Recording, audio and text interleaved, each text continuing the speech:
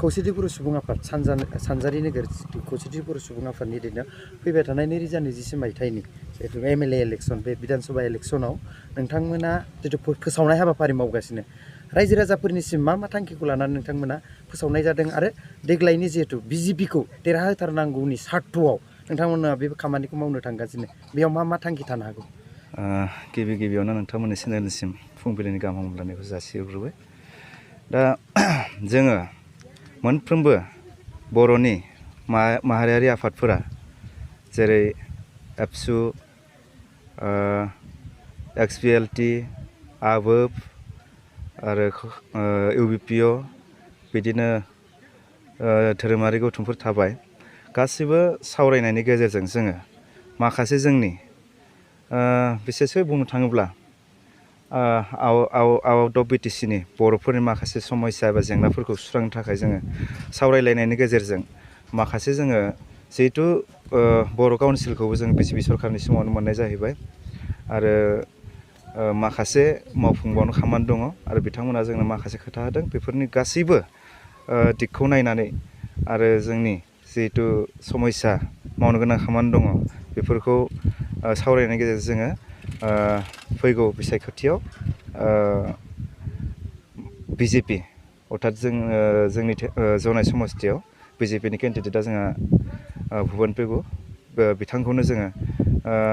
देरहानो थाखाय रायजो राजाफोरनिसिम फोसावथिं खालामफैनाय जादों। आरो दिनै बे गामि हाबनानै नोंथाङा मिथिबाय जिहेतु जोंनि गोबां रायजो राजाफोरनि समस्या रायजो राजाफ्रा माबायदि समस्याखौ नोंथांमोननिसिमाव शेयार खालामदों आरो बेखौ माबायदि मावफुंगोन होननानै थांखि लागोन आफादफ्रा? बेबायदिहाय रायजोफोरनि समस्याथ' गोबां दङ आरो जों जाय जायगायाव दिनैहाय मेलखौ फोसावफैदों माबाखौ बिसायख'थिनि सोमोन्दै फोसावफैदों बे जायगायाथ' जोबोद माने बेकवार्ड जायगा, दैबाना जायो, लामा सामा अबस्था गाज्रि जों एसे गोदोनिफ्रायनो नुफैबाय थानाय आरो बिथांमोननि जायगायाव दै जायोब्ला जों सम दैज्लां बोथोराव बेरायनानै जों नुखानाय। दा बेफोर समस्याखौ जोङो गोदोनिफ्रायनो बुंबोबाय दङ आरो बिथांमोनाबो खोथा होबाय दङ आरो दा जायखौ जोंनि काउन्सिला जाबाय बेयो जुदि आबुं जायोब्ला आबुं महराव जायोब्ला जोङो नैबे रायजोफोरनि समस्याखौ मावफुंगोन होननानै आफादनि फारसेनिफ्राय जों बिथांमोननो खोथा होदों। मोनफ्रोमबो बर' माहारियारि आफादफोरा ज' सावरायनानै दा गिबि जोङो बेफोर खामानिखौ जिहेतु जेंना दङ बेफोरखौ मावस्रांनो होननानै बिथांमोनजों जों सावरायनाय जादों आरो बिथांमोनाबो आफादफोरा खावलायनाय लेखायै मोजां मोनदों आरो बिथांमोना जिहेतु जोङो मोनफ्रोमबो माहारियारि आफादानो खौसेयै दङ बिथांमोना जोंनि खौसे जाना फैनायखौ गोजोनदों आरो गोजोननानै जों खावलायनाय बायदियै जोंनि केन्डिडेट भुबन पेगु एबा बिजेपिनि बिजाथि बिथांखौनो देरहानायनि जोंनो खोथा होदों। दुलाराय बर' फरायसा आफादनि जानानै नोंथांमोनाबो जिहेतु फैबाय थानाय 2024 मायथाइनि जिहेतु एमएलए इलेक्सन विधानसभा इलेक्सन बे इलेक्सनाव नोंथांमोनाबो गोख्रोङै बाहागो लादों। थारैनो दिनै फरायसा आफाद हिसाबै नोंथांमोना बे बिथिङाव मानो एसेबां गोख्रों बाहागो लानो गोनां जाखो आरो मानो रायजो राजाफोरनि गेजेराव इलेक्सननि सायाव नोंथांमोना बुंथिनो गोनां जाखो बेनि सायाव एसे बुंथिनो थाखाय खावलायबाय। गिबि आर'नाइ रादाब आरो लोगोसे प्राइम 24 हेडलाइन आरो लोगोसे बड'लेण्ड रादाब दा बड'लेण्ड बुब्लि दा बेनिसिम आं सिमेन्ट दख'रा दुलाराय बर' फरायसा आफादनि गाहाय नेहाथारि जानानै आंनि मोजां हामलायनायखौ जासिग्रोबाय।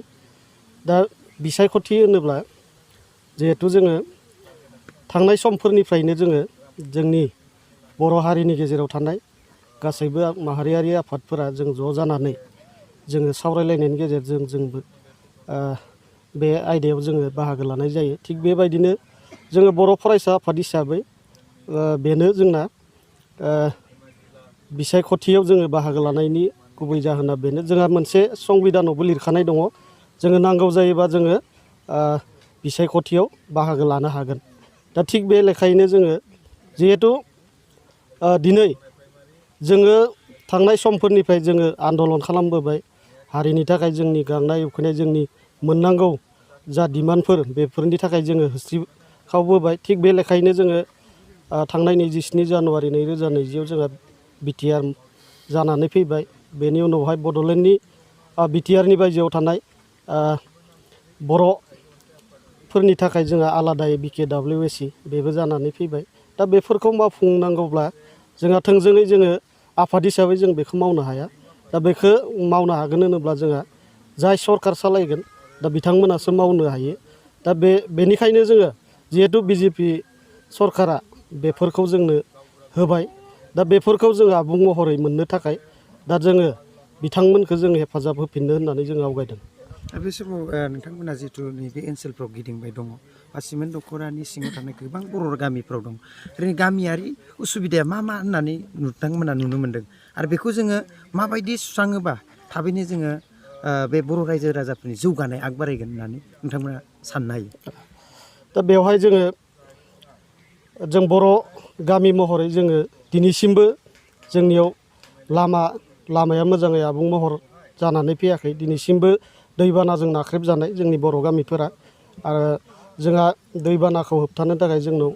माथावरि बेफोरनिबो गोनांथि गोबां दङ दा बेल' नङा जोंनियाव दिनै सरकारि अनुस्थान गोबाङानो जोंनाव आबुं महर मोननानै फैयाखै आंगनबारि सेन्टारनिफ्राय लानानै बिदिनो गोग्गो दैनि सुबिदाफोरखौबो जोङो फ्राय जोंनाव जोंनि बे सिमेन्ट हालामाव जोङो बुंनांगोन जोङो 80% जोंनि बर' गामिफोराव बिदि गोग्गो दै मोनलोंनाय सुबिदा जों मोननो हायाखै दा बेफोरबायदि जोंनाव गोबां माने सरखारनिफ्राय मोननो गोनां जोंहा मोनथायफोर जोङो बर' गामि जौगानायनि थाखाय जा सुबिदाफोर सरकारा होनांगौ बिदि फ्राय मोननो हायाखै जों बेखौ नुना मोन्दों फरायसा आफाद हिसाबै। आरो बे समाव जिहेतु जोंनि रायजो राजाफ्रा गोबाव समनिफ्रायनो बेबायदि ज' जानानै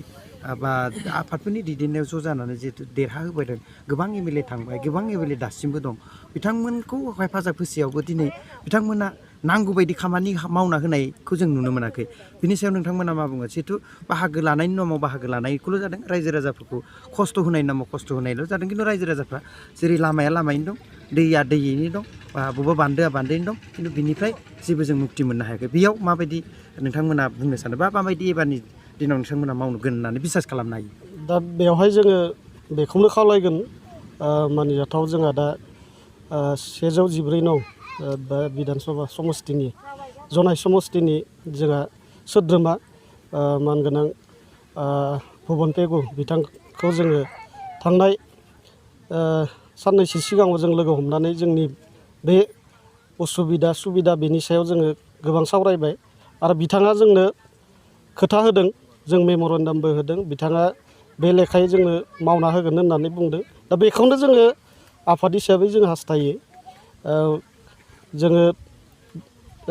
बे खामानि मावना होनायखौ बिथांखौ जोङो खावलायदों आरो मावना होनांगोन दा बे लेखायै बिथाङा खोथाखौ होयो खिन्थु जोङो थांनाय समफोरावबो बेफोरबायदिनो मोनदों नैबे दिनै बिसायख'थिनि समाव मोजां रावबो